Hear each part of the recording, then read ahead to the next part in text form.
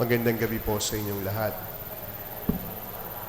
Sa pagsisimula natin ang ating pagdiriwang sa dakilang kapistahan ng mga banal, napakinggan natin sa Ebanghelyo ang Magna Carta ng bawat tagasunod ni Jesus, ang tinatawag nating talaan ng mga pinagpala, the Beatitudes. Alam niyo ang salitang Beatitude sa Latin ay nangangahulugan ng blessedness. Makairos, ibig sabihin, happiness. Na kung ating titignan, ang bawat pinagpapala nakakaranas ng kaligayahan. At ang bawat namumuhay sa kaligayahan ay pinagpapala ng Diyos. Sigurado, nagtataka kayo, paanong ang mga mahihirap, paanong ang mga nagdurusa, paanong ang mga nagugutom, paanong ang mga naghahanap ng katarungan ay magiging maligaya.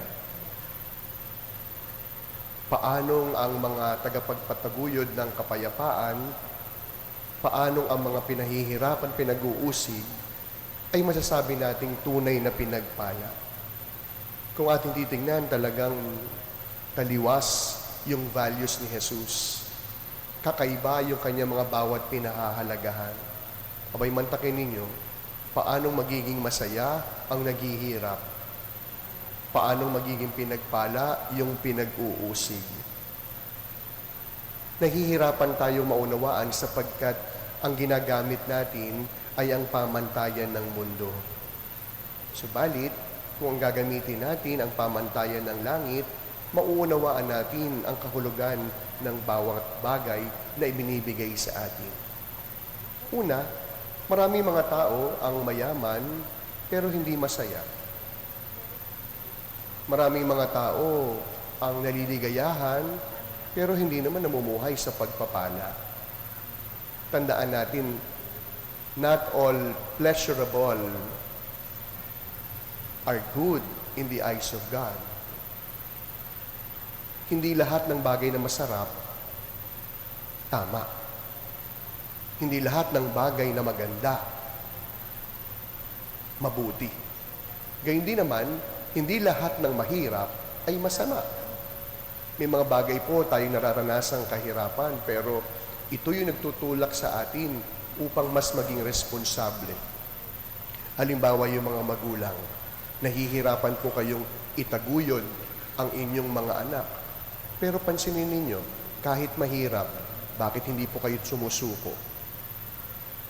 Kahit mahirap, bakit hindi po kayo tumitigil? Sapagkat isa lang yung dahilan, Father, anak ko po ito.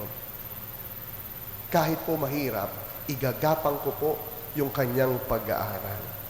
Kaya nga po ngayong umagabing ito po yung isang konkretong bagay na ipinapakita sa atin kung bakit meron tayong mga santo. Sa larangan ng paghihirap, hindi sumuko. Sa harap ng bawat pagdurusa, ibinigay pa rin ang sarili at nanatiling tapat sa kanilang pananampalataya. Pangalawa,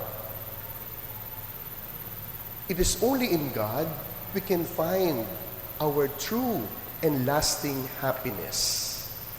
It is only when we cling to God, then we can experience happiness in our lives. Kaya nga, kahit po yung mga nahihirapan, dahil ang Diyos ang kanilang kasangga, naroon ang tunay na kaligayahan. Kahit po yung mga taong mag-isa, dahil ang Diyos ang siyang laging kasama, naroon ang tunay na kaligayahan. At yun po yung dahilan kung bakit meron din tayo mga santo. Hindi lamang dahil sila'y pinahirapan o nahirapan. Kaya tayo may mga santo sapagkat natagpuan nila kay Jesus ang tunay na kahulugan ng kung paano ang maging masaya. Natagpuan nila kay Jesus ang kahulugan ng tunay na kaligayahan. Yung mga naglilingkod po sa simbahan, yung mga lektor, commentator, lay ministers, o choir, bakit po kayo nananatiling naglilingkod? Gayong wala namang bayad. Hindi ka takataka kung sasabihin niyo, Father, masaya po akong nagle-lektor sa parokya. Kaya alam niyo, paalala ko po ito, mga minamahal kong mga kaparokya. Pag meron pong ibig, ibig na sumali sa atin, nagbibigay ng kanyang panahon, hindi ho dapat itinataboy. Ang basa ko pag ganun, malamang kahit ikaw, kumbinsido ka na hindi ka masaya. Kaya ang katwiran mo, hindi ako masaya dito, para wag mo nang maranasan. Mantakin ninyo, hanap tayo ng hanap ng gustong sumali sa atin, pero pag meron nag-inquire, ano sasabihin natin? Wala ka ng space. Puno na kami. Nakakatakot po yan. Kaya ang pangalawang dahilan kung bakit meron tayong santo at banal, sapagkat alam nila kung saan matatagpuan ang kaligayahan. Na kahit pa sa harap ng pagdurusa, naroon ang kaligayahan sapagkat kumapit kay Jesus. Sapagkat si Jesus ang tanging kaligayahan. Kaya sa pagpapatuloy po ng ating pagdiriwang, kagaya ng aking sinabi sa pasimula, huwag lamang po tayo makontentong mabait. Alam nyo, kahit po yung mga snatchers sa Quiapo, mababait yung mga yan. Huwag lamang po tayo makontentong mabuti. Meron tayong kasabihan, minsan, lolokohin natin yung mga kapwa natin kapag sobrang bait. Anong loko natin sa kanila? Baka lumagpas ka na sa langit. Sa misang ito, pangarapin po natin maging santo. Ambisyonin po natin maging banal.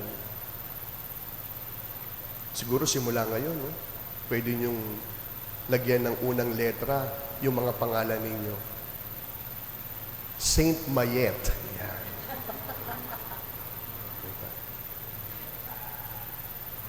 Santa Manuela. Bagay. Pwede. Saint Dave. Pwede po natin pagpraktisan na ngayon pa lamang, kahit tayo nasa lupa at buhay pa, pwede pa rin tayong maging santo at banal sa ating sariling pamamaraan at pamumuhay ng may pananampalataya. Kaya sa pagpapatuloy po ng ating pagdiriwang, yun po yung biyayang ating hingin. Ang biyayang tanging kay Jesus lamang nating hanapin ang tunay na kaligayahan na ibig natin sa ating buhay. Nang sa gayon, kahit nahihirapan, kahit pinag-uusig, mananatiling tapat sapagkat kay Jesus lamang natin matatagpuan ang tunay na kahulugan kung paano ang maging maligaya. Mga banal na santo at santa ng simbahan, ipanalangin niyo po kami. Amen.